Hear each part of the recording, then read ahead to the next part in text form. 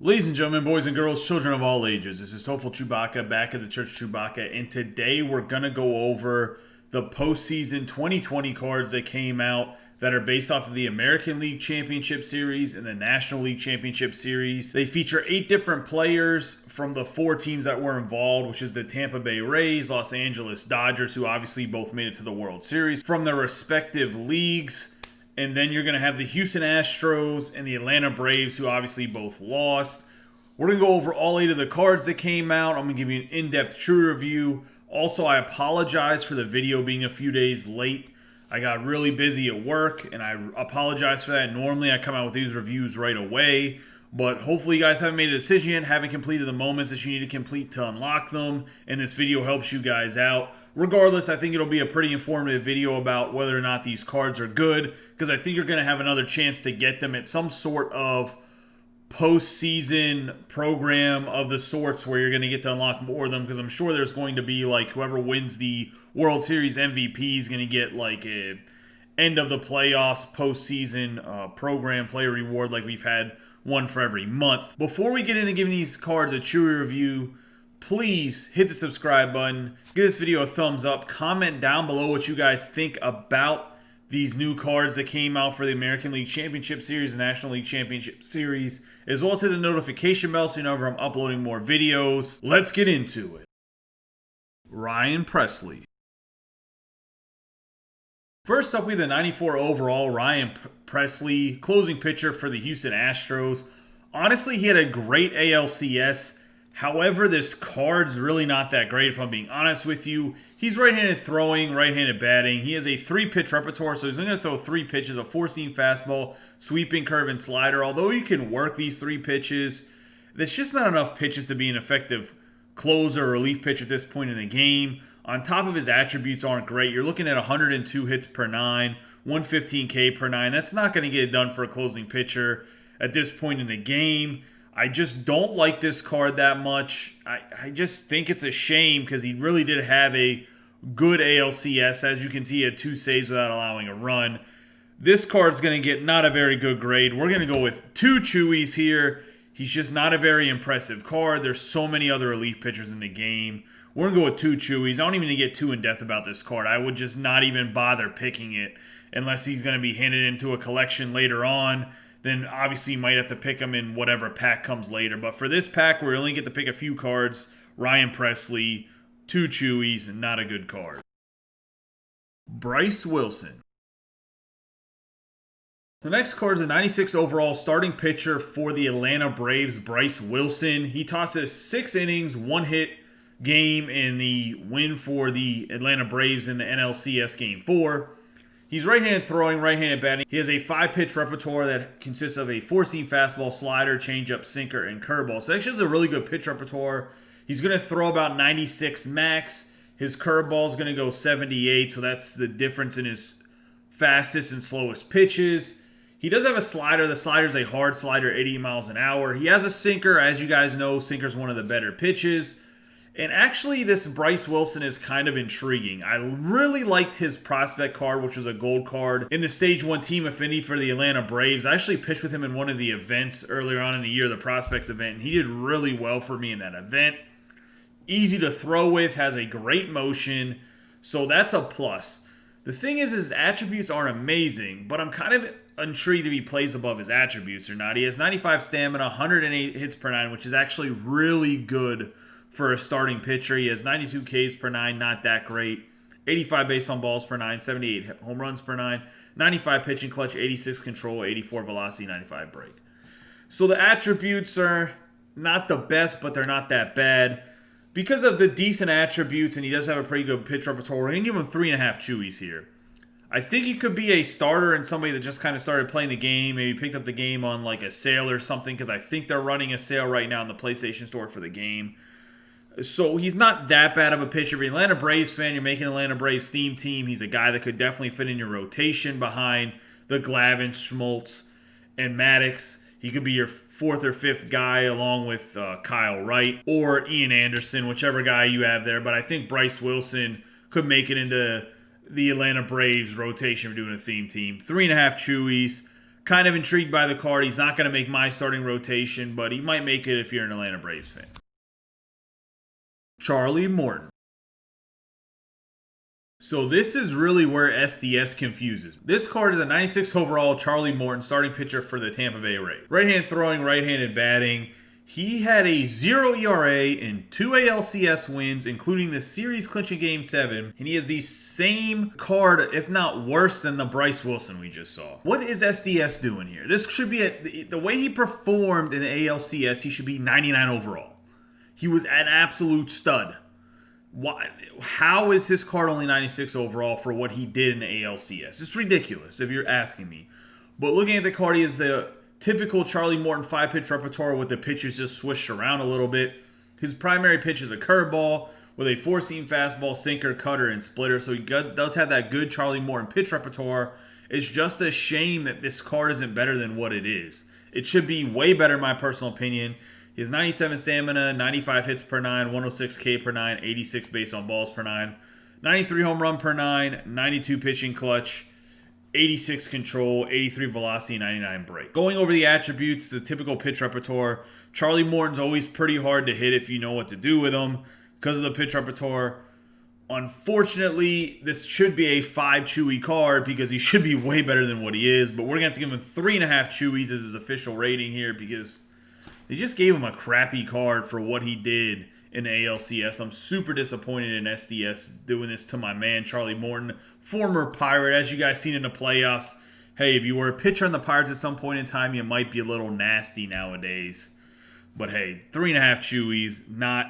I don't know what SDS was thinking with making this card only 96 overall. It's so frustrating to me. Joc Pederson. One of the players that represents the Dodgers in this set of 8 cards is the 96 overall Joc Pederson, left fielder.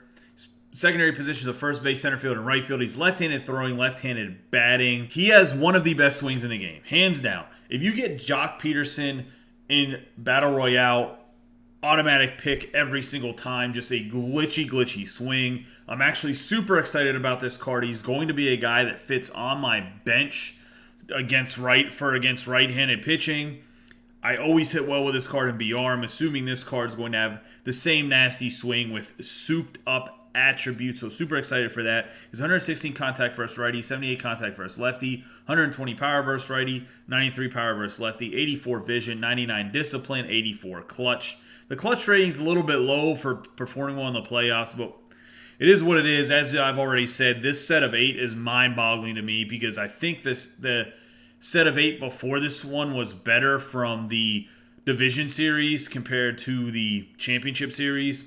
But it is what it is. I don't know what SDS was thinking. I'm still baffled by the Charlie Morton. Like, I'm just aghast by the fact that they robbed that man. Back to Joc Pederson. Looking at his fielding, he has 80 fielding, 77 arm strength, 80 arm accuracy, 84 reaction with 36 speed, 8 stealing, 22 base running aggressiveness. Pretty much Joc Pederson, if you're going to play him in the field and use him full time, he has to play first base. Dude is slow as a snail, halfway decent fielding and arm, but I mean, really, you're not going to play him in the outfield. You can't with 36 speed, especially not at this point in the game. As I mentioned, one of the glitchiest swings, great against right-handed pitching. He will definitely be on my bench for a little bit as a pinch hitter against righties. And because of that, the value that he has as a pinch hitter, can't really play him in the field. He's too dang slow. He's going to get 3 Chewies from me because I think he does have a role on some people's teams on the bench. And that's just where his role's going to be right now. If you're a Dodgers fan, you should be a little bit excited about this card, though, because Joc Pederson's swing is pretty nice. Manuel Margot.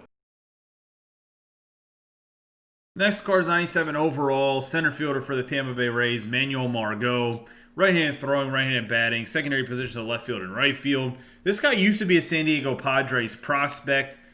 Should have developed into an absolute stud on the Padres, but he didn't, so they traded him away. I'm not really sure if he went to the Rays or not, but here he is. He's on the Tampa Bay Rays. This card's pretty decent, but it's not that great, especially for this point in the game. 107 contact versus righty, 85 contact versus lefty, 96 power versus righty, 78 power versus lefty, 100 vision, 95 discipline, 91 clutch. 95 fielding, 84 arm strength, 72 arm accuracy, 96 reaction with 79 speed, 47 stealing, 53 base run aggressiveness. Now, I could be wrong, but I'm pretty sure Manuel Margot was playing in right field, especially when he made that catch over the wall. I could be wrong on that, but I don't know why they have him in center field. I'm pretty sure he's in right field because he fell over the right field fence or wall on the side there. Whatever. Like I said, San Diego Studios has baffled me with this set of 8 cards. I'm disappointed in it. It is what it is. Decent card, not that great for this point in the game. I'm giving Manuel Margot 2 Chewies. What are you going to do with them? There's so many better cards than this guy is. 2 Chewies. Michael Brantley. The 97 overall left fielder for the Houston Astros, Michael Brantley, gets a card here. Left-handed batting, left-handed throwing. Secondary positions of center field and right field. As you can see, he has diamond hitting, gold defense.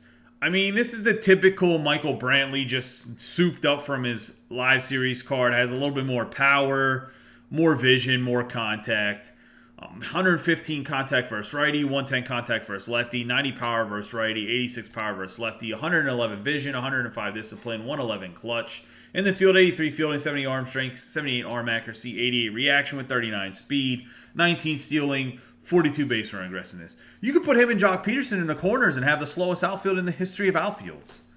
I mean, honestly, if you want Michael Brantley, go get his Cleveland card. That was his prime card. It has a little bit less power than this card, but it's an overall better card. He's like 75 speed. You could actually use him. As for this card, he could be a great pinch hitter. Michael Brantley actually does have a pretty good swing. For me, it's never really generated any type of pop, but he doesn't have a lot of power in his live series card, so maybe that has something to do with it. This card can be a little bit intriguing, but for the most part, can't play in the field. Where are you going to use him as a pinch hitter? Well, there's so many other guys in the game that are much better pinch hitters than Michael Brantley. We're going to give him 3 Chewies, just like we gave Jock Peterson. They're just too dang slow to play in the outfield, but they could be pinch hitters, so 3 Chewies. That's what we're going to go with Michael Brantley. Max Muncy. Another guy with a really glitchy good swing on the LA Dodgers. What else is new? This is the first baseman, Max Muncy, 98 overall.